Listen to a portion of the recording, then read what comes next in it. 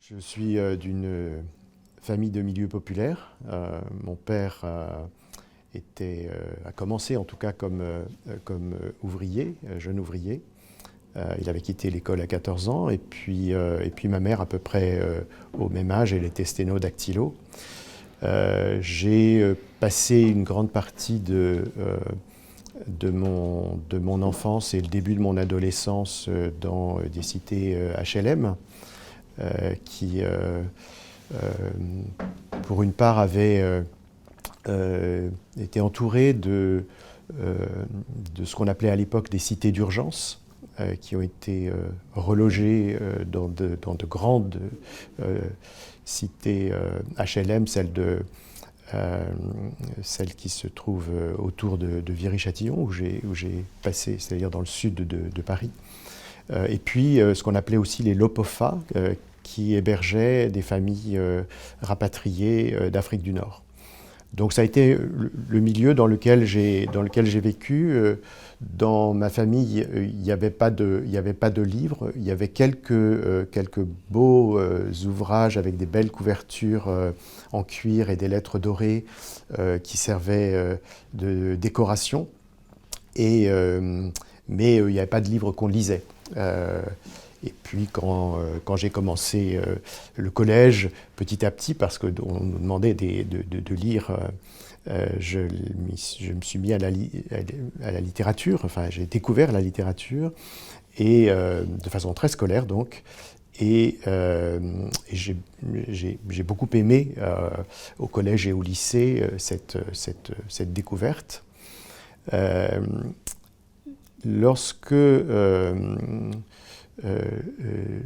Lorsque j'étais à la fin de mes années de lycée, je commençais à me poser la question de ce que j'allais faire après le baccalauréat. Et j'hésitais entre beaucoup de choses. Je n'avais pas d'idée précise. J'aimais beaucoup écrire, mais écrivain n'était pas suffisamment lucratif. Mon père m'expliquait qu'on ne vivait pas comme écrivain. Et il s'est passé une chose lorsque j'étais, je crois, en classe de première. C'est la guerre d'indépendance du Bangladesh, qui pour moi a été un choc important, parce que c'était probablement une des premières fois qu'on avait des images de ce qui se passait. Il y a eu des centaines de milliers de morts, il y a eu des millions de réfugiés, des dizaines de milliers de femmes qui ont été violées. Ça a été donc quelque chose de très violent. L'Inde est intervenue, et c'était la première, souvent on qualifie de première intervention militaro-humanitaire, pour donc défendre la population de ce qui commençait à s'appeler le Bangladesh et qui était auparavant le Pakistan oriental, qui cherchait à se libérer du joug du Pakistan occidental. Et donc, je me suis dit à ce moment-là, si je peux faire quelque chose d'utile, c'est en devenant médecin et pour aller travailler dans des pays qu'on appellerait aujourd'hui du Sud. Et donc j'ai, après une année d'échange aux États-Unis comme lycéen, dans le Nord Dakota, j'ai commencé des études de médecine. J'ai fait ces études, j'ai préparé l'internat que j'ai eu, donc je suis devenu interne des hôpitaux de Paris. Et je dirais que toute cette préoccupation initiale qui m'avait fait choisir la médecine s'est petit à petit estompée. Jusqu'au jour où un de mes amis, qui lui-même était interne aussi, revenait d'Inde et m'a dit que le mouroir de Calcutta, où il avait lui-même passé quelques mois, se trouvait sans médecin. C'était une époque où je devais moi-même faire mon service civil qui remplaçait le service militaire. Et j'avais une période intermédiaire entre la fin d'un semestre d'internat et le début de mon service civil qui s'est fait en Tunisie. Et donc, je me suis dit, je vais passer ces 4 mois en Inde. Et j'ai donc travaillé à ce qui s'appelait en anglais de façon peut-être moins dramatique Home for Dying Destitutes, moins dramatique que Mouroir, et qui était un lieu religieux puisqu'il avait été créé par Mère Teresa. J'ai donc été le médecin de cette institution où étaient hébergées une centaine de personnes malades qui étaient ramassées dans la rue et qu'on amenait et qu'on soignait. Alors, je dirais que la manière dont les choses se passaient, le peu d'égards qu'il y avait par rapport à la question de soigner des maladies et peut-être sauver des malades, est quelque chose qui certainement a influencé ce qui plus tard deviendra ma critique de la raison humanitaire, mais surtout vivre à Calcutta a été pour moi un grand choc. Je n'avais jamais quitté le monde occidental et je me suis trouvé dans une des villes les plus contrastées du monde, les plus peuplées aussi. Et je crois qu'il y a 2 éléments qui, à ce moment-là, m'ont beaucoup influencé. Le premier, ce sont les inégalités, parce qu'elles étaient évidentes, c'est-à-dire pas simplement la pauvreté, mais le fait qu'il y avait des gens très très pauvres qui vivaient dans la rue ou dans les gares, et des gens qui étaient aisés, voire riches. Et donc, j'ai vraiment découvert les inégalités que j'avais connues dans mon enfance en vivant dans des HLM, mais de manière beaucoup plus brutale. Et l'autre élément, c'est quelque chose que naïvement j'interprétais comme des différences culturelles. Une société qui avait des pratiques, des modes de vie, des façons de représenter le monde qui étaient complètement différentes de tout ce que j'avais connu. Et je crois que cette double dimension des inégalités sociales et des différences culturelles, c'est quelque chose qui a, quelques années plus tard, déterminé mon intérêt pour les sciences sociales, en particulier pour l'anthropologie. Alors, entre-temps, il y a quand même eu une période où je me suis trouvé en Tunisie pour mon service civique. Et j'étais dans un hôpital, dans un grand hôpital, j'étais dans un service de cardiologie. Et puis ça m'ennuyait de faire de la cardiologie comme j'aurais pu en faire à Paris, ce que d'ailleurs j'ai fait ensuite. Et je me suis dit qu'il y avait peut-être des choses à faire dans de véritables bidonvilles qu'il y avait autour de Tunis, en particulier celui de Mel-Lassine. Et étant en cardiologie, j'ai découvert que la première cause de mortalité pour des jeunes hommes et des jeunes femmes, c'était le rhumatisme articulaire aigu et ses complications cardiaques. Et pour cela, il y avait des moyens de prévenir. Alors, prévenir le rhumatisme articulaire supposait des traitements par des antibiotiques dont je ne disposais pas, mais prévenir les complications cardiaques supposait d'examiner les enfants, de repérer des souffles cardiaques, de leur faire quelques examens et ensuite d'avoir un traitement qui leur évitait ces complications. C'est donc ce que j'ai fait et j'ai écouté les chœurs de milliers d'enfants tout seul, ayant obtenu une autorisation du service de pédiatrie qui était en charge de cette banlieue de Mel-Lassine. Et donc j'ai fait ce travail qui fait que j'ai été un peu reconnu en santé publique. J'ai eu des contacts avec les gens qui travaillaient dans cette discipline. Et Et on m'a proposé à un moment donné, après un article que j'avais publié qui avait beaucoup intéressé, parce que c'était la première fois qu'il y avait un dépistage qui était organisé et une prévention qui était organisée en Tunisie, on m'a proposé d'aller, de me consacrer entièrement à une région. Et donc j'ai commencé à développer le même programme, mais au niveau de toute une région. Et donc ça a été un apprentissage de la santé publique. Et si pour moi c'était important, c'est que justement par rapport à ces questions qui m'avaient tellement frappé lorsque j'étais à Calcutta, une chose dont je m'étais rendu compte, c'est que je traitais des malades, et puis quand ils allaient mieux, on les remettait à la rue. Et je me disais qu'il y a quelque chose là dans la médecine qui ne va pas, en tout cas qui est une incomplétude. Et donc faire de la santé publique, lorsque j'étais en Tunisie, répondait à ce besoin d'avoir quelque chose une intervention qui soit plus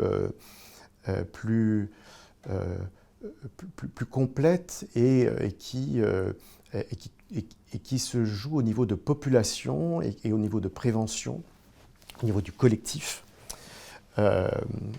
Et donc ce travail, qui ensuite a été reconnu au niveau national, a été pour moi une belle expérience, mais en même temps, je dirais, encore une fois, une expérience qui était frustrante du point de vue de ce qu'au fond je cherchais lorsque j'étais en Inde, à savoir une compréhension des gens et une compréhension des inégalités et des différences culturelles dont je parlais.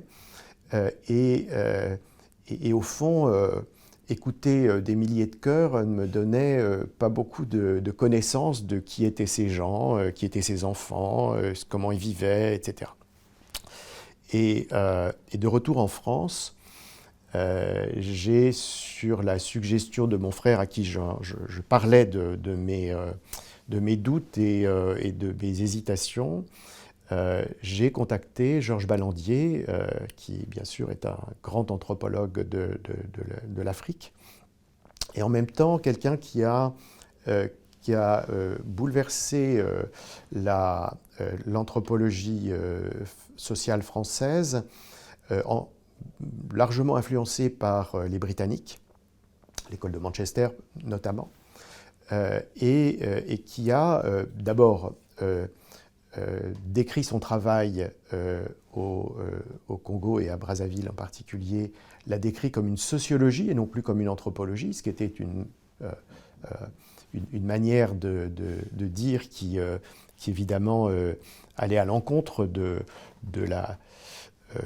ce qu'on pouvait imaginer de quelqu'un travaillant en Afrique, et puis à travailler dans les villes, et travailler à Brazzaville notamment, travailler dans les quartiers.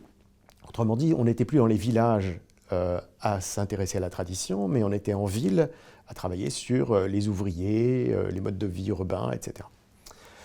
Donc ça m'a beaucoup plu, et je crois qu'il a été intéressé aussi par le fait de pouvoir suivre quelqu'un qui était interne des hôpitaux, qui allait devenir chef de clinique. Enfin, visiblement, il était très content de ça. Et donc j'ai travaillé avec lui. D'abord, j'ai fait ce qu'on appelait à l'époque un DEA, un diplôme d'études approfondies, qui était sur un cas d'un Maghrébin qui présentait des troubles psychiatriques et que j'avais suivi moi-même en service de psychiatrie, et dont j'ai raconté l'histoire triplement. D'abord une version qui était purement psychiatrique, ensuite une version qui était purement, je dirais, ethnologique, et puis enfin une version qui était ethno-psychiatrique. Et donc j'ai essayé de montrer qu'on pouvait raconter cette même histoire de trois façons différentes, et Ballandier en était très, très content. Il m'a proposé de le publier dans sa revue, et donc j'ai continué avec lui en doctorat. À l'époque, j'ai eu la possibilité de partir au Sénégal, et c'est au Sénégal que j'ai donc fait ma thèse, qui s'est appelée Thérapeute et malade à Dakar, je crois, ou dans la banlieue de Dakar. J'accordais beaucoup d'importance au mot banlieue, parce que moi j'étais de banlieue, donc par rapport à la ville. Et voilà, j'ai fait cette thèse.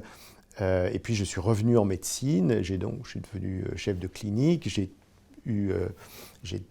pu terminer ma thèse que j'avais pratiquement finie dans les 2 ans que j'ai eu pour être avec une allocation qui me permettait, une allocation de l'INSERM qui m'a permis d'être sur le terrain et puis de commencer à écrire. J'avais évidemment une urgence à écrire parce que je savais que je retournais ensuite en médecine et que j'aurais plus le temps.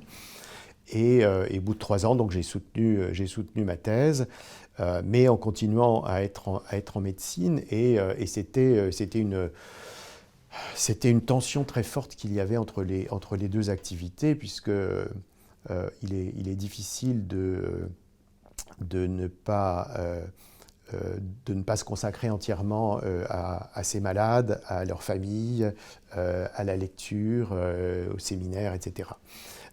Et donc, les sciences sociales, l'anthropologie occupaient une portion très congrue de mon activité.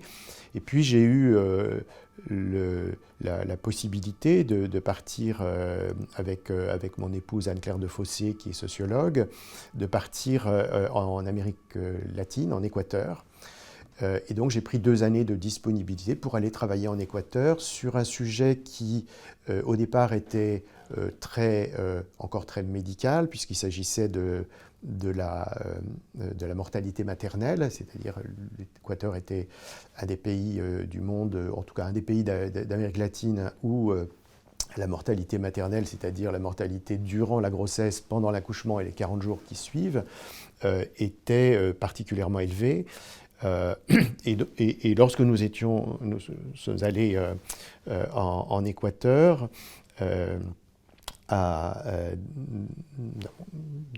j'ai eu deux grands terrains, un terrain à Quito et en milieu populaire, le Comité del Pueblo, et en milieu rural où j'ai travaillé dans 2 provinces, la province du Cotopaxi et la province de Chimborazo. Et donc pendant 2 ans, c'était un travail qui était consacré au fond aux conditions de vie des femmes et à ce qu'on a appelé dans cette période la santé reproductive, beaucoup plus que simplement la question de la mortalité maternelle, qui était quand même une définition très médicale des choses. Et c'est ainsi que j'ai commencé que j'ai réalisé ce travail, que nous avons réalisé ce travail, dont je dois dire que j'ai toujours la frustration de ne jamais en avoir tiré ce que j'aurais dû en tirer, c'est-à-dire un livre.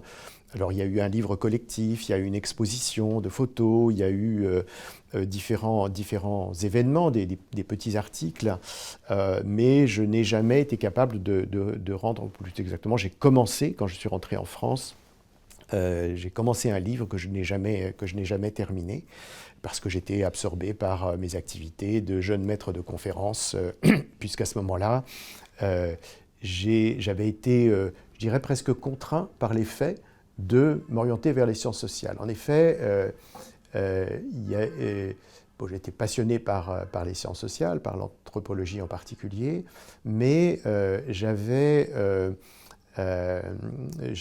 réservé, disons, ou on m'avait réservé un poste de santé publique à la Pitié-Salpêtrière, et où j'avais fait mes études et mon clinica.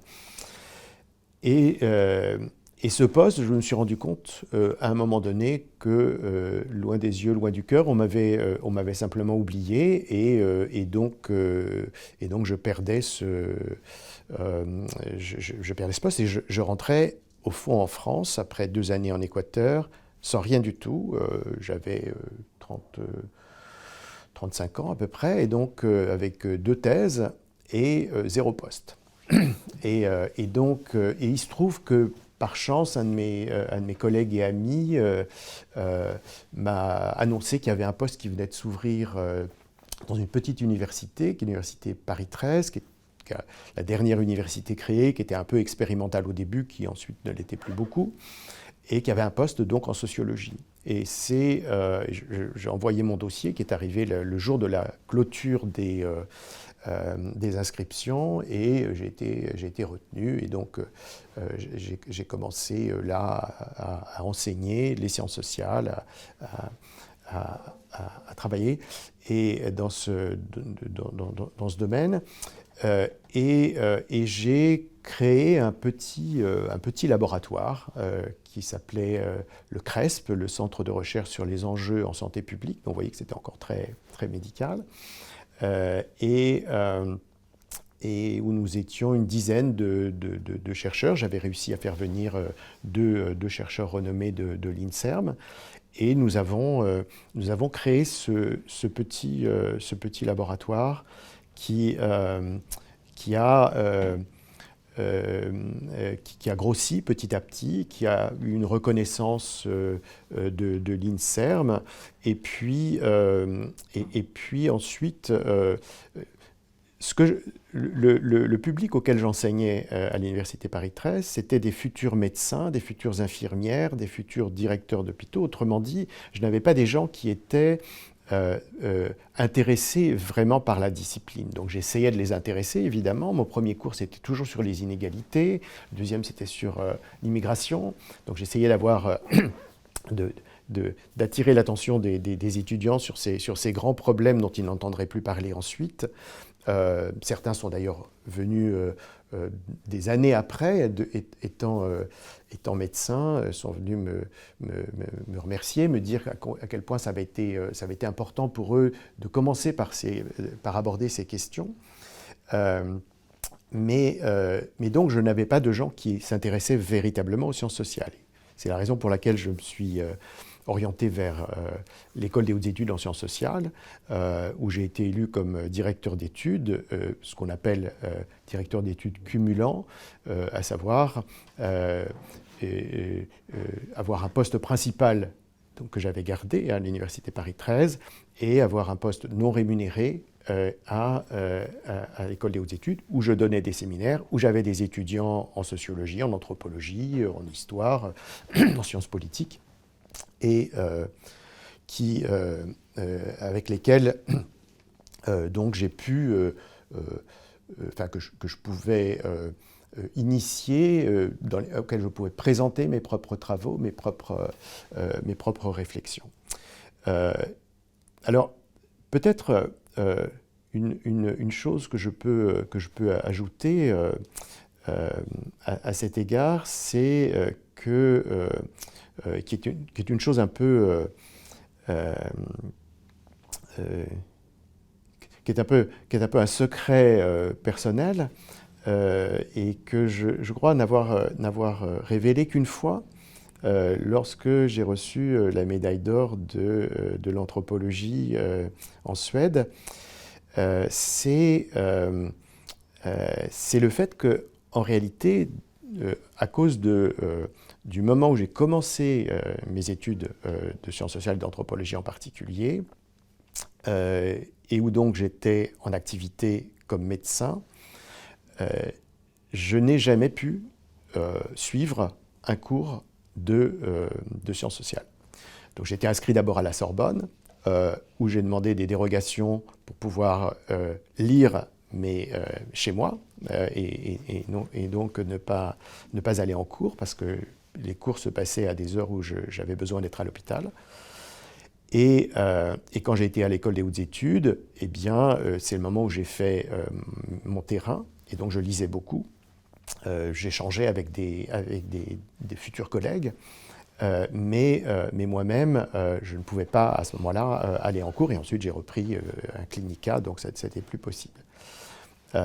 Donc je suis un autodidacte complet de la discipline, chose que évidemment on ne peut avouer que lorsqu'on est assez avancé à la fois en âge et en position institutionnelle, et étant maintenant au Collège de France, après avoir été à l'Institut d'études avancées de Princeton, je peux m'autoriser